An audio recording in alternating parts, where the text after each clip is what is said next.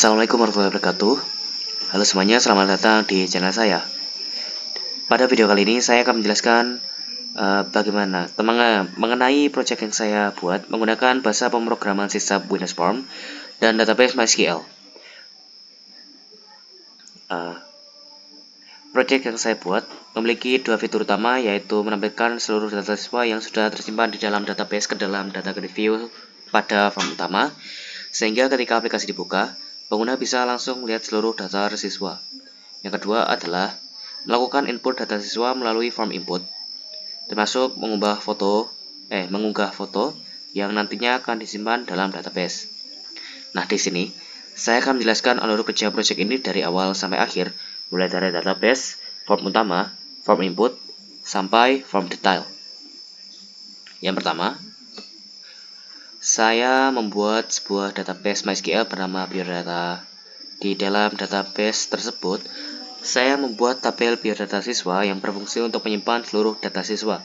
Di dalam tabel tersebut, terdapat beberapa kolom penting, diantaranya nama, nomor induk, tempat tanggal lahir, jenis kelamin, dan lain-lain. Setiap kolom berfungsi untuk menyimpan satu jenis data siswa. Nah, tabel ini akan menjadi pusat seluruh aktivitas aplikasi, mulai dari menampilkan data hingga menyimpan data baru. Untuk membuat aplikasi kita bisa terhubung dengan database MySQL, kita membutuhkan sebuah paket bernama MySQL Data. Paket ini adalah jembatan antara aplikasi SysApp atau net dengan MySQL, sehingga kita bisa membuka koneksi ke database, membaca data, dan menyimpan data dari aplikasi kita. Dengan MySQL Data, kita bisa membuat query seperti select, insert, update, dan delete langsung dari kode. Kode ini juga mendukung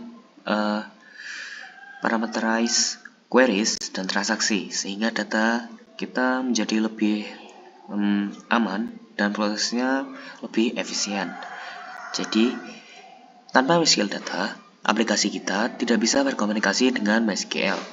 Nah, paket ini adalah kunci agar data dan aplikasi bisa bekerja bersama dengan lancar. Adapun cara memasang MySQL Data sebagai berikut. Pertama, klik Tools, kemudian Nugget Package Manager, kemudian klik Manage Nugget Package for Solution. Nah, pergi ke browser dan cari MySQL Data.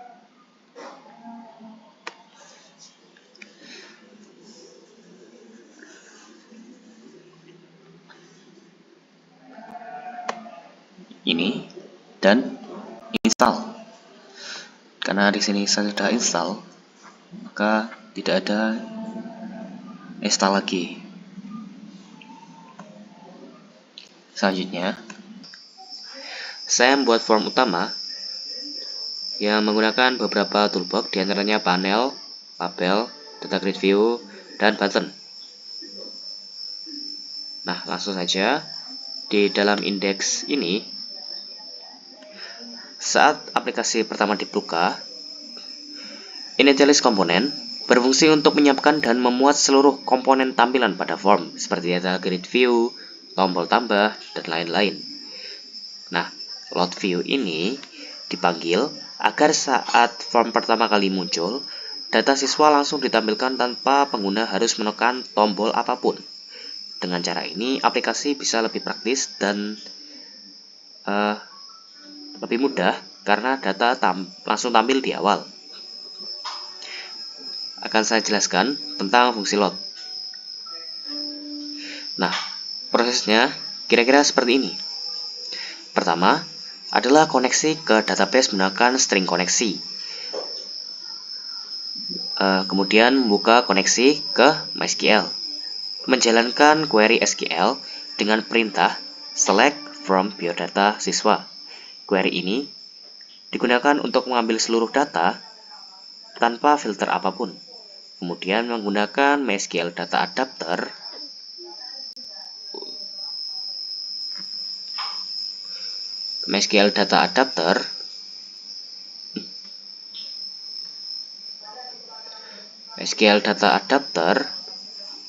untuk mengambil hasil query. menyimpan hasilnya ke dalam sebuah data table, dan memberikan data table tersebut kepada grid view melalui data grid view data sort dt. Dengan alur tersebut, setiap kali load data dipanggil, data grid view akan otomatis terbarui. Fitur ini akan sangat berguna jika nanti ingin menambah fitur update atau delete. Selanjutnya, ketika user mengklik salah satu item pada data grid view, event ini bertugas untuk mengambil seluruh data dari baris yang dipilih. Kemudian, data-data tersebut dimasukkan ke dalam kelas student data, yang dimana student data ini nantinya akan memberikan datanya kepada form 2 untuk ditampilkan. Contohnya seperti berikut.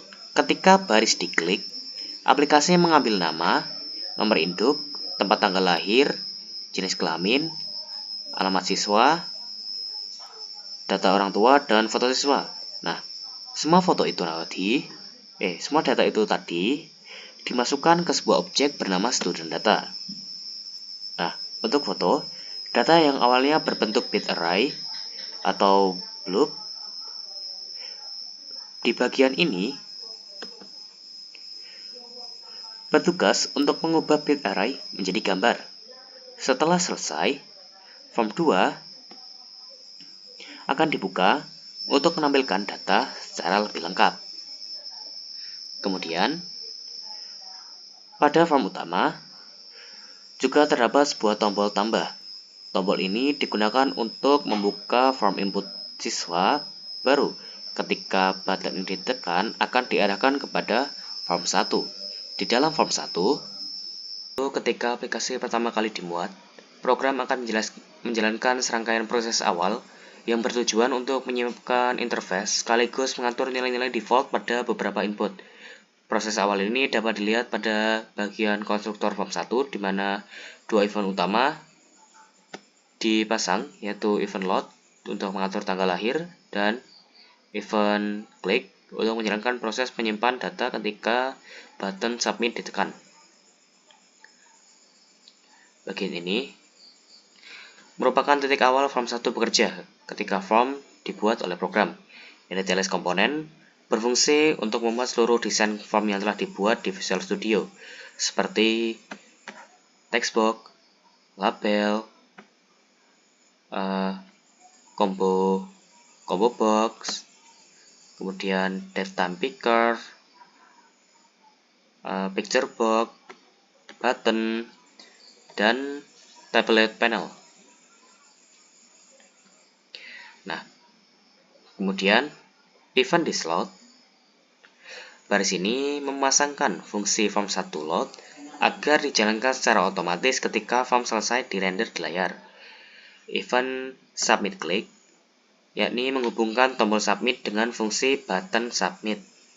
Artinya, setiap kali tombol submit ditekan, program akan memvalidasi input dan menyimpan data siswa ke database. Dengan begitu, form 1 langsung siap digunakan begitu muncul. Selanjutnya, proses saat form 1 dimuat, yakni dpt tanggal lahir .value sama dengan datetime non at years min 15. Fungsi ini mengatur nilai default datetime picker untuk tanggal lahir. Penjelasan lengkap, datetime now artinya mengambil tanggal hari ini. At years mengurangi 15 tahun dari tanggal hari ini. Ini dilakukan karena rata-rata umur siswa sekitar 15 tahun, sehingga user tidak perlu mengubah tanggal terlalu jauh ke belakang. Tujuannya adalah memberikan pengalaman input yang lebih cepat. Selanjutnya, ketika button submit ditekan. Ini adalah bagian utama form 1. Ketika tombol submit ditekan, program melewati beberapa langkah. Langkah pertama adalah langkah validasi. Di sini akan mengecek apakah seluruh inputan ini kosong atau tidak. Jika ada yang belum lengkap, program akan menampilkan pesan dan menghentikan proses penyimpanan. Validasi ini penting supaya data di database tidak salah atau kosong. Yang kedua adalah menyimpan datanya. Bagian ini membuat sebuah objek model baru bernama student data yang berfungsi sebagai wadah data sementara. Setiap input itu diambil dari text box, combo box, data picker, picture box, lalu dimasukkan ke nama, nomor induk, tempat tanggal lahir, dan lain-lain pada properti student block. Nah, objek inilah nanti yang akan dikirimkan ke database.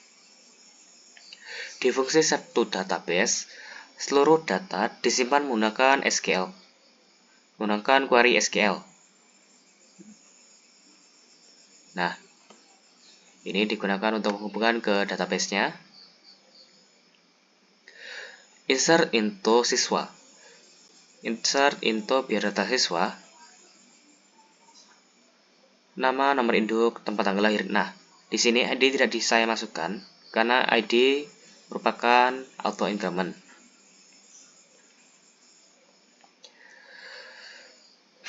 Intinya, pertama, program akan buka koneksi ke MySQL menggunakan MySQL connection. Setelah itu, semua input dimasukkan ke query menggunakan parameter nama, nomor induk, dan lain-lain. Parameter ini mencegah SQL injection. Jika terdapat foto, gambar tersebut dikonversi ke bit array terlebih dahulu menggunakan memory stem. Setelah semua parameter lengkap, execute non-query menjalankan query dan menyimpan data ke database. Jika query berhasil dieksekusi, data siswa sudah resmi tersimpan. Kemudian setelah itu akan menampilkan pesan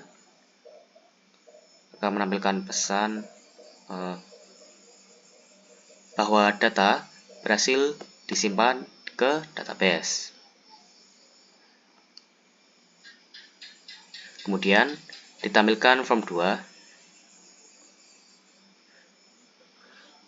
yang tadi form 1 mengirimkan data dan form 2 menerimanya dari data siswa yang tadi disimpan. Nah, selanjutnya adalah clear form. Di sini berfungsi untuk mengembalikan seluruh text box ke keadaan kosong atau mereset combo box, mengatur ulang tanggal lahir dan menghapus foto yang tadi dipilih. Selanjutnya adalah fungsi validate. Fungsi ini berfungsi untuk mengecek input, yakni nama tidak boleh kosong, nomor induk harus diisi, dan jenis kelamin harus dipilih. Dikarenakan di sini jenis kelamin adalah combo box, yakni diambil dari pilihan di dalam database.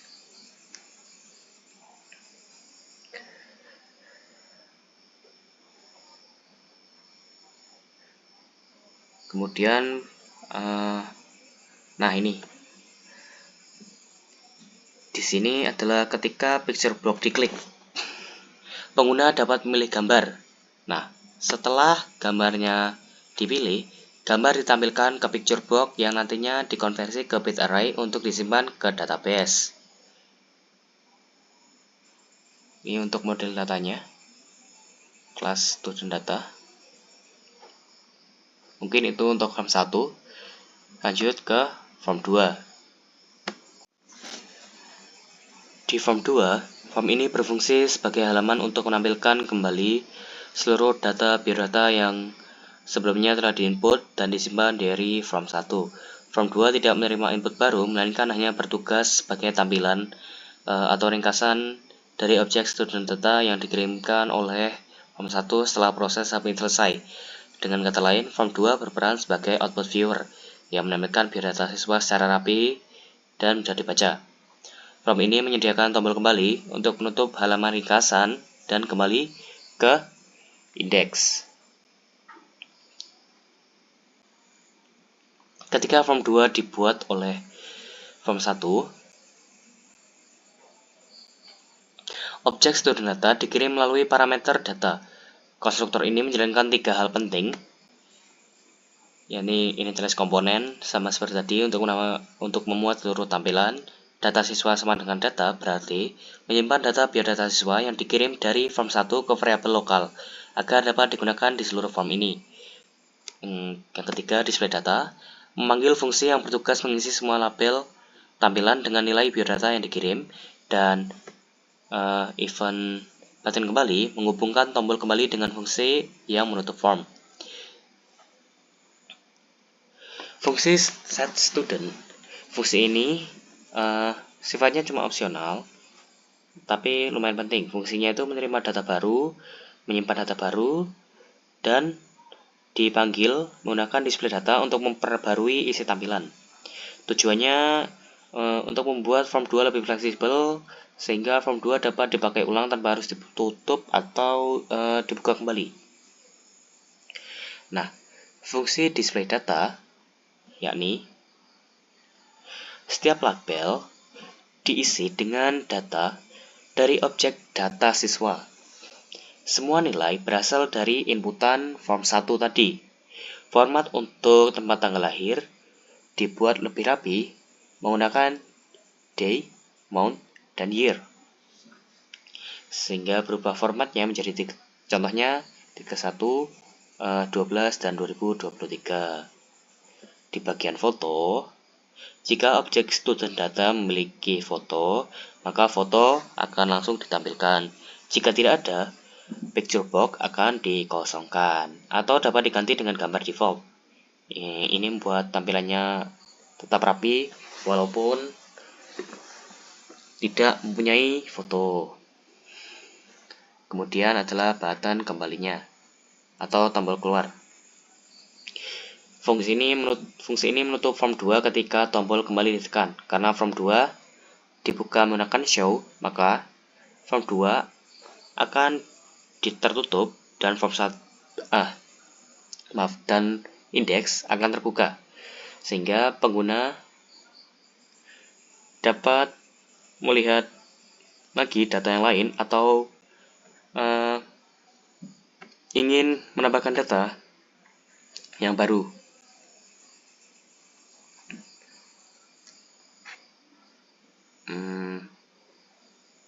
Mungkin itu intinya. Jadi pada form 2 itu aplikasi menampilkan seluruh data siswa yang sebelumnya telah diinputkan di form 1. Nah, data tersebut dikirim dalam bentuk objek student data melalui konstruktor form 2. Ketika form ini dibuka, fungsi display data akan mengisi setiap tabel dan picture box dengan informasi siswa, mulai dari nama, nomor induk, tempat tanggal lahir, hingga alamat orang tua dan foto siswa. Form ini juga dilengkapi dengan tombol kembali untuk menutup tampilan ringkasan dan kembali ke halaman indeks. Mungkin itu dari saya. Sebagai penutup dari kejelasan proyek ini, dapat saya simpulkan bahwa aplikasi yang saya buat berjalan melalui 3 tahap tampilan utama, yaitu indeks sebagai tampilan awal, kemudian halaman input yakni form 1, dan halaman untuk menampilkan data di form 2.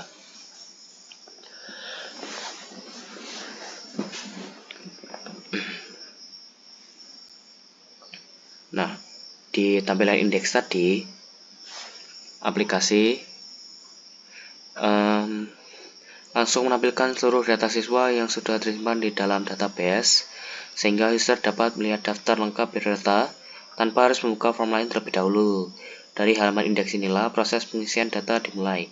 Setelah user memilih untuk menambahkan data baru, aplikasi akan buka form 1. Form ini menjadi inti dari proses penginputan biodata siswa, di mana seluruh informasi seperti nama, nomor induk, tanggal lahir, alamat, identitas, orang tua, sekolah asal, dan lain-lain secara lengkap. Semua data yang diinputkan pada form 1 ini disimpan dalam sebuah objek student data, sehingga seluruh informasi tersimpan dalam satu struktur data yang terorganisir.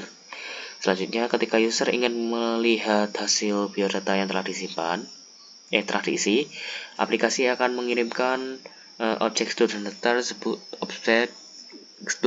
tersebut ke form 2.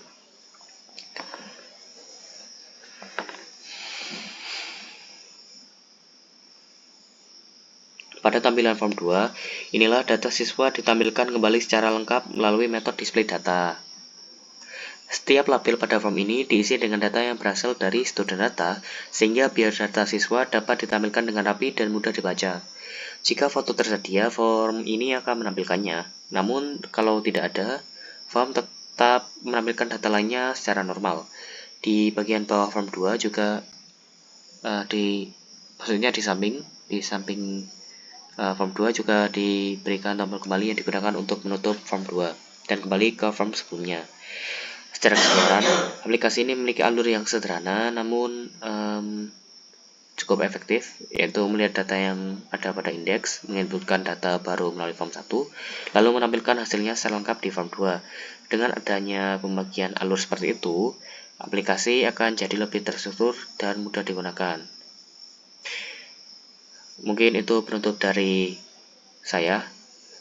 Wassalamualaikum warahmatullahi wabarakatuh.